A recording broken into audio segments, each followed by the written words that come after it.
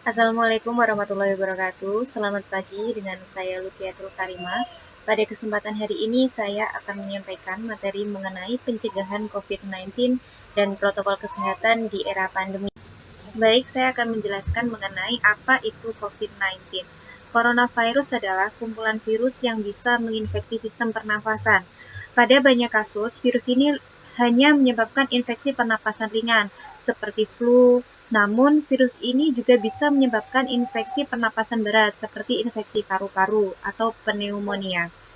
Kemudian, virus ini menular melalui percikan dahak atau droplet dari saluran pernafasan. Misalnya ketika berada di ruang tertutup yang ramai dengan sirkulasi udara yang kurang baik, atau kontak langsung dengan droplet. Apa penyebab kita bisa terkena virus corona? Yang pertama ada nomor satu itu tidak sengaja menghirup percikan ludah atau droplet tadi pada penderita batuk atau bersin.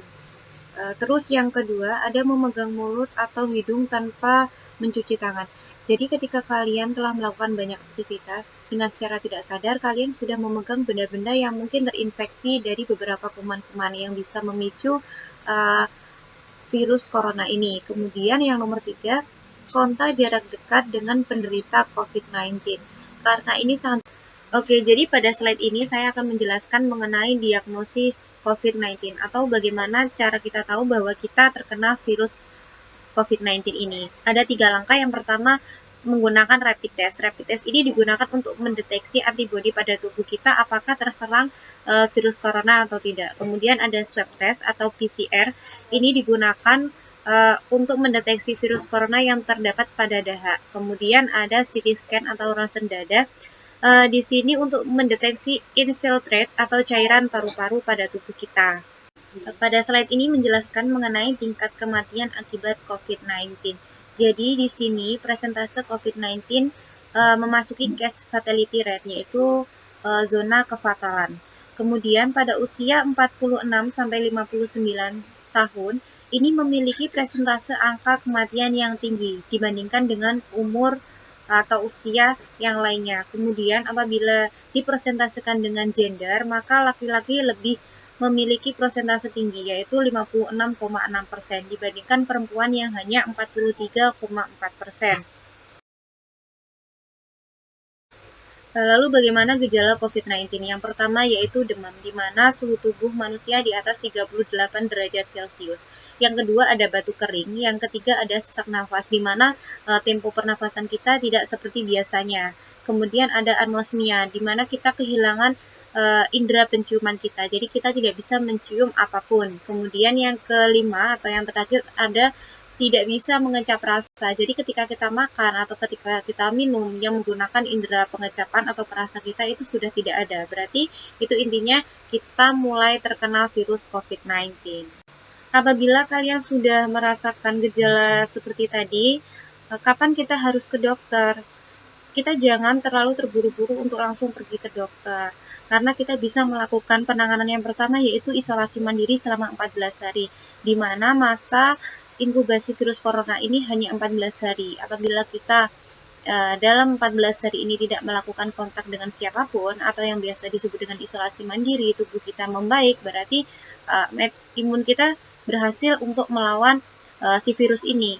Kemudian apabila setelah 14 hari ini kita tidak merasakan baikan, berarti alangkah lebih baiknya kita mengkonsumsi vitamin kita terlebih dahulu untuk meningkatkan imun kita.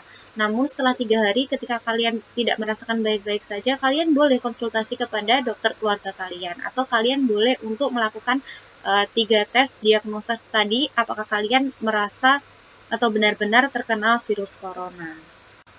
Upaya kita untuk mencegah penyebaran virus corona, kita dapat melakukan protokol kesehatan COVID-19. Yang pertama, selalu menggunakan masker ketika kita berkegiatan atau beraktivitas baik di dalam ruangan atau di luar ruangan. Kemudian ada physical distancing, di mana di sini kita harus menjaga jarak dan tidak berkerumun sehingga penyebaran virus corona ini minim terjadi. Kemudian hindari kontak dengan penderita COVID-19.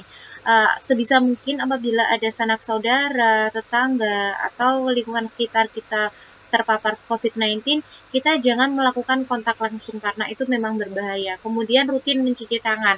Rutin mencuci tangan ini sudah wajib atau sudah keharusan bagi kita untuk menjaga kesehatan kita. Kemudian meningkatkan daya tubuh kita.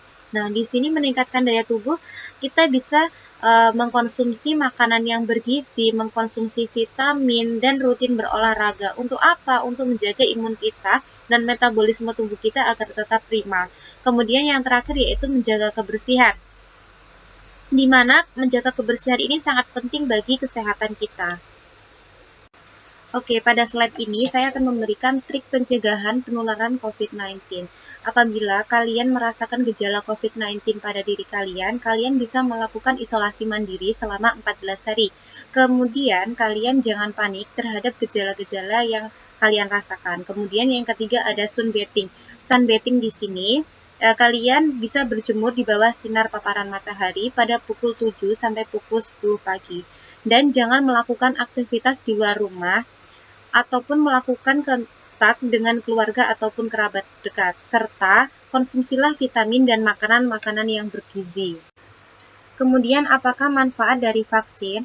Nah, vaksin ini bermanfaat untuk memberikan perlindungan agar tidak tertular atau sakit akibat COVID-19 dengan cara menimbulkan dan menstimulus kekebalan spesifik dalam tubuh kita. Demikian materi yang dapat saya sampaikan. Terima kasih. Wassalamualaikum warahmatullahi wabarakatuh.